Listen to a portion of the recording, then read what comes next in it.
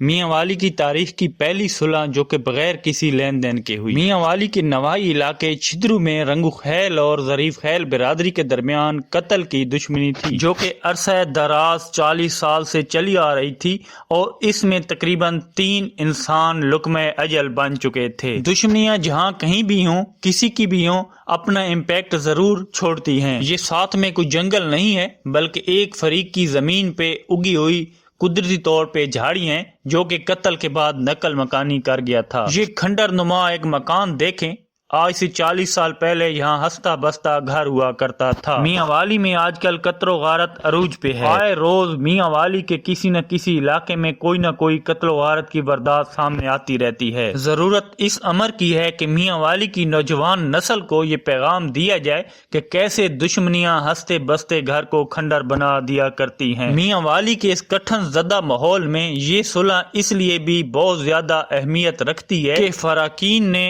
ایک دوسرے کو فی سبیل اللہ معاف کر دیا۔ اس سے پہلے میاں والی کی تاریخ میں جتنی بھی صلح ہوئی وہ لین دین پہ طے پائیں۔ اس صلح میں مجھے ایک اور بات بہت زیادہ دلچسپ لگی جو کہ سٹیج پہ بار بار کہی گئی کہ صلح کروانے والی جو شخصیات تھیں ان کو 1.5 سال تقریباً مسلسل انکار ہوتا رہا لیکن انہوں نے ہار نہ مانی۔ یہ بات میاں والی کی دوسری برادریوں کے لیے بھی مشعل راہ ہے کہ آپ بھی صلح کی جانب قدم بڑھائیں اور بار بار کہتے رہیں، انکار ہوتا رہے، لیکن انشاءاللہ ایک دن آپ کامیابی ضرور پائیں گے۔ تقریب کے مہمان خصوصی بیرسٹر عمیر نیازی نے بھی اس بات پہ زور دیا کہ دشمنیاں خاندان تباہ کر دیتی ہیں اور میاں والی کی برادریوں کو چاہیے کہ وہ صلح کی جانب قدم بڑھائیں۔ دشمنی سے متاثرہ فریقی فقط متاثر نہیں ہوتے بلکہ اہل علاقہ بھی زیادہ متاثر ہوتے ہیں۔ میاں والی والوں کو چاہیے کہ وہ ایک ایسی مضبوط تنظیم بنائیں